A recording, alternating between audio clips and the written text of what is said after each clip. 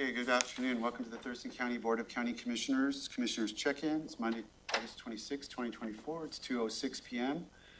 My name is Ty Menser, Chair of the Board, Vice Chair Commissioner Wayne Fournier, Commissioner Carolina Mejia to my left, County Manager Leonard Hernandez, Assistant County Manager Josh Cummings, Commissioner Gary Edwards on Zoom, and Commissioner Klaus is running a few minutes late and will be joining us. Public virtual attendance, follow along on the Thurston County YouTube channel.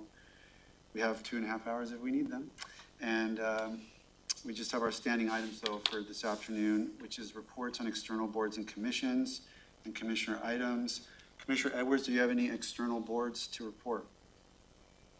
I think the only one that is worth reporting on is the EMS meeting, and that came after the fire commissioners meeting. And I think we've solved our problem about South County representation, but I will defer to Wayne on that topic if he's got anything else to add. That's it for me. All right, I'll go to Commissioner Fournier then. Kind of looking through here. I don't really have any external commit. You know, I'm still attending the revenue workshop with the WASLAG, and we've got one more meeting coming up this week on that for kind of legislative suggestions. As mentioned by Commissioner Edwards, I did go and speak to the County Fire Commissioners Association at their dinner, and we kind of talked over the change in the bylaws and as far as the board makeup goes, and they are all comfortable with the way that the way it's kind of doled out, because the number of districts and the way they're spread out and the way that it kind of relates to ALS agencies, BLS agencies. It will allow for some kind of making sure it's geographically spread and not just a few specific municipalities. So I'm comfortable with that at this point, and I relayed that to Ben, and that's it. What was that first thing, committee? The WASAC County Revenue Legislative Priorities Work Group. Oh, okay. County Revenue. What are you guys working on, did you say? Coming up with recommendations to the Legislative Steering Committee for revenue, like requests for revenue producing items for county to WASAC for their legislative agenda. So talking about property tax caps and B&O tax, utility taxes, lodging taxes. Okay, good. I wasn't aware of that. Commissioner Mejia? Well, I've been attending several sessions for the Washington Transportation Plan workshops, climate and resiliency, funding opportunities, transportation and equity. So they've been several sessions over the past couple of weeks, and TRPC let us know about this. So just been kind of joining and kind of learning about different programs that they are working on and future opportunities for counties and different jurisdictions. Attended, let's see, go on. Intercity Transit, and they're still on schedule to go with the expansion of services in September. So September 1st? Yep, so we'll see how that goes. That's kind of what we've heard, is it's all in plan. So we'll get a night bus from downtown to the west side. I know it's been definitely a matter where there's been a lot of interest. We are doing the Community Action Advisory Group we're going to be doing recruitment starting September 1st as well. And so we are kind of setting up the applications and getting them ready to go. So if anyone's interested, or if you know someone who is a huge advocate for public transportation, they can seats apply. Are open? There is 3 seats open. Because it's like a 15-person, it's pretty hefty Yeah. advisory committee, and the applicants are all reviewed by the Intercity Transit Authority, and, I mean, it's a perfect process. And Don Melnick is going to be retiring, so he will not be on the authority board. So we will be recruiting for a spot as well onto the authority board. So it's very exciting. I know you know this, that our authority board members and are just, those community members are so engaged. There's 3, right? There's 3. 3 out of 9 are community members that sit on the authority to make. Yeah. Don't go volunteering tire eye for one of those without I asking. can't. You're not allowed. You're not allowed. You're lucky you're not allowed. And then also they approved the stipend. So the community group will now be, they'll qualify for stipends now. So that is going to be a recruitment tool that we're going to be putting out. Let's see, attended a DNR discussion with Commissioner Menser. I'll let him report a little bit more on that. Attended Partners for Children, Youth, and Family Steering Committee. Did also a Bayshore Preserve walk with Nisqually Land Trust and kind of saw all the work that they're doing. And this is a location in Mason County, and I did that as well with Commissioner Menser. And also attended the Deschutes Estuary. They were holding kind of like a public session, and where they gave a lot of information on kind of where the project is at, and they also got to answer questions from the public. So it was a very engaged session, and we had several people from all over the county provide questions and comments. That is all. Oh, the Trails Day. I attended the trail safety event yesterday. Just want to give a huge shout out to Ed and his team for setting that together and working with the sheriff's office. Councilmember Callahan. And I Councilmember made sure I gave it to him. was there. He's He was there. excited about it. He was there. As people were going by, some stopped, some did not. He was out there trying to, like, as people rode by, like, Oh. you know, do a handoff Right of the by with them. brochure. Yeah. Some people actually He grabbed them, grabbed yeah. it from. He was He effective. was an ambassador out there. That is all. Okay. I don't have too much. Some of the things, same things Commissioner Mejia, I was really impressed by that Capital Land Trust Bayshore Preserve. Because I said Nisqually, yeah, Capital Land Trust. yeah, and it's gonna be one of their 2 signature properties along with the Inspiring Kids Preserve that we just allocated money from Conservation Futures for and that they've been working on. This one has similar potential for like, education. It's got like 7 different kinds of habitat. It was an old golf course that you're thinking, how could they restore an old golf course to what truly looks like a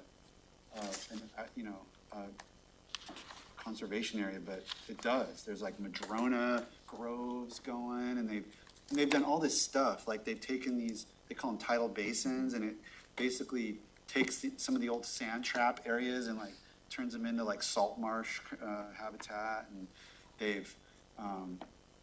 they're just doing all kinds of stuff. They've got signage and a story time thing in 2 different languages, really neat signage. They've acquired this property 10 years ago, but it took some time to get, you know, the area looking nice and then also to get the money for the investments that they need. But it's really off and running, so it's a really cool thing to see. What was it? Oh, about the fish. So on, like the way we have Kennedy Creek, where you can go out and see chum salmon returning, there's an area there. Yeah. And viewing areas, and they said Thanksgiving is for sure, but like they try to open it as long as the fish are cooperating in their timing of Veterans Day, because kids are off school and families can go out there. So since I've been to Kennedy Creek a number of times, this Veterans Day or Thanksgiving, I'm gonna try to go check it out there. It's easy to get to. It's just like right off Highway 3. As you're leaving Shelton, and there's a Shell station on the left, it's across the street. Can't miss it. So it's really good, a valuable resource. Trail safety, the meeting with the schools, I'll just report on that. we had superintendents from Rochester, Griffin, and Olympia, and we went through kind of what the board has done, why we did it, how we've worked and been able to work and not work with DNR in various ways. They were very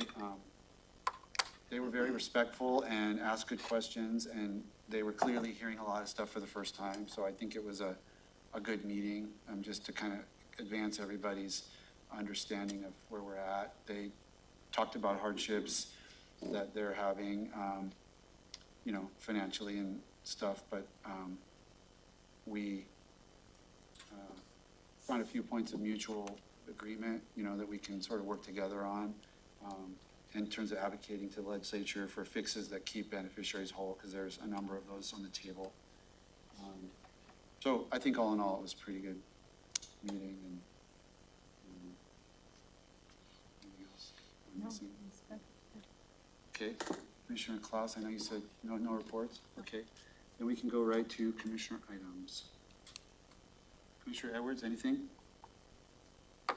We're usually good for a couple. Yeah, I've got a couple of things. Yep. The medical equipment bank, I know the county managers may be looking at the fact that ARPA money might be available if you look at the criteria that was laid out on where we might be able to do that. So staff is taking a look at that. That Centralia Power, I know the county manager's looking at that one too. There was a real good ruling. It came from Judge Dorn, one of our longtime Superior Court judges back in the 90s on that particular topic. And it seemed like everything hung on the term, Ty, it was called latches. And like delay of implementing your request for the bridge over your property, and Judge Dorn said there was no time element on it. So pretty good ruling. So I think they've got something to work with. It doesn't look like we're going to be on the hook at all on that, at least initially, I hope. Hold on, Commissioner Edwards, hang on that one. It seems like county manager might have some additional information. Not additional, just to elaborate on Commissioner Edwards' information. We'll be making copies so we can share with you, but I think was good information. I'll be sharing it with the PAO's office for them to look at. What's really important is in the deed that Centralia received. I think it looks like it might have been from the state. It calls out in a section several pages back that the maintenance of bridges to support the property owners is their responsibility. And It's the responsibility of the property owners of Centralia? Of Centralia. Okay. And in the court ruling that Commissioner Edwards is referring to, it calls out specifically that the delay of requesting a bridge doesn't necessarily mean that they waive their right to have that portion of the deed implemented. So I would really appreciated him submitting that information for our review, and I'll send it to the rest of you so you can have it, because I think it's helpful. I spoke to the fire chief down there, and it was kind of initially relayed to us that the fire department went through and was tagging bridges, or that they prompted this. And he said that that's not what happened. What happened was the Centralia Power Company went through and they tagged the bridges as in their weight limits. So it was the fire department was given notification by the residents one day getting and saying, hey, what are these weight limit signs up on the bridges that are saying that emergency vehicles can't pass over them anymore? So it happened from Centralia City Light going out and doing their job, it sounds like, and so they would be taking on responsibility for that if they're also putting the sign up. So that was that was a little different than I initially understood the rollout. Yeah, and the language within the deed requires them to, I don't have it with me, but requires them to keep bridges at a serviceable level, and whether that's for farm equipment or for other types of materials, the bridge alludes to that. So I think it'll be important for you. Is that the word, serviceable level? Yeah. So it'll be good for you to see that information as well. And the fire department has a plan.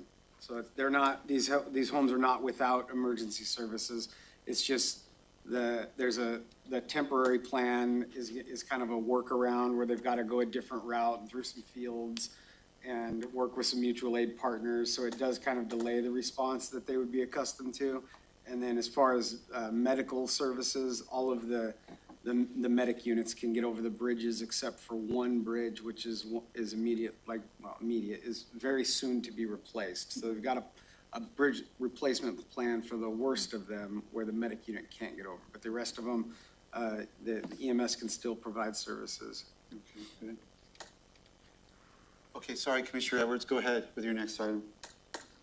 No, the only other thing I was just wondering about that UGM subcommittee, if there was anything new on that. Just Yeah, sorry, I meant to say something on that. I don't know if we had a commissioners check-in, I but, remember we you had reporting one- on it, but. We reported out on it once last week. well, there is something new, so I'll just recap and then say what's new. We had the motion that was passed 5-2, Olympia and Tumwater saying that they weren't against UGA swaps. In fact, they were coming to the meeting. We had done our preparatory work to tee this up on the agenda and try to get it peeled off from another bundle of changes and get it on an expedited timeline.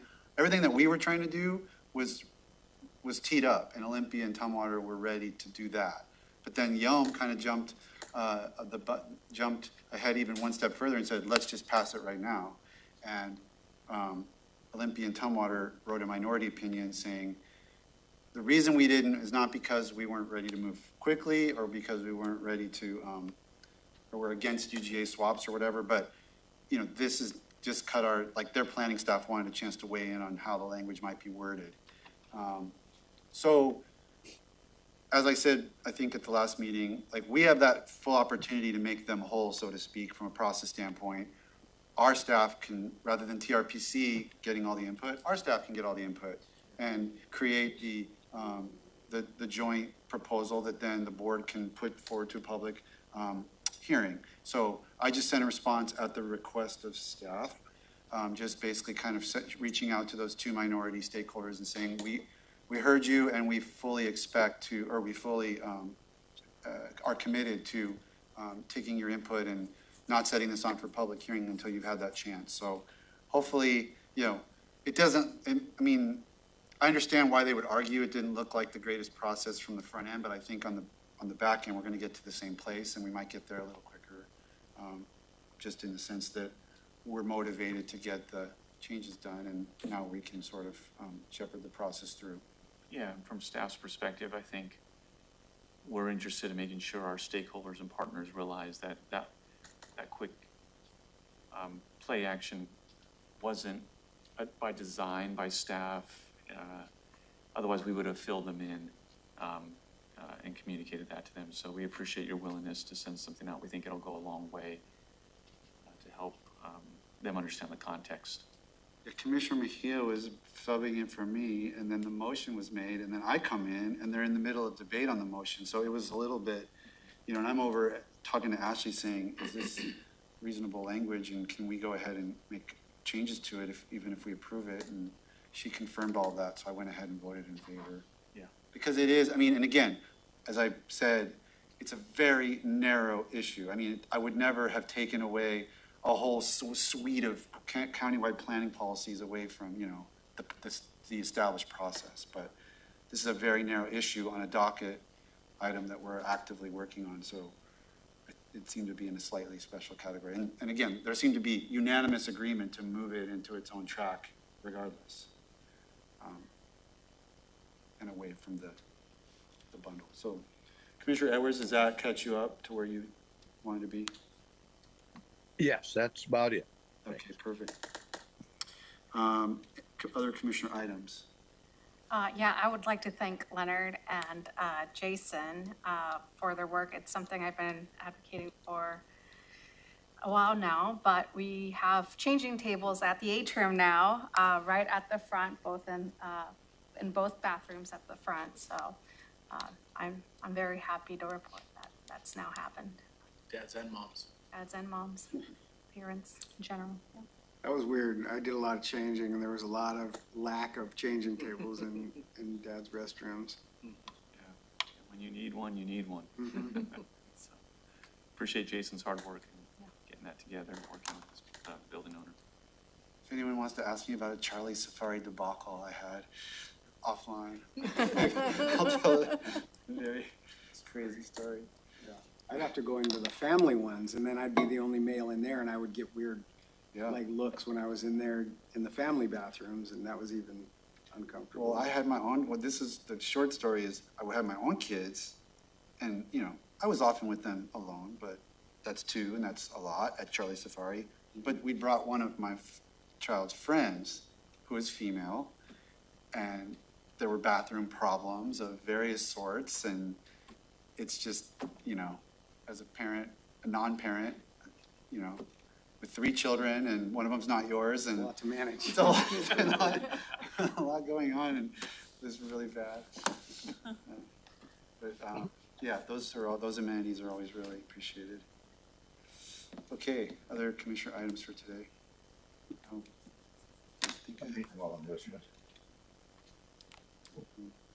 I guess, we had planning commission today, or planning, what do you call them? Planning sessions? Session.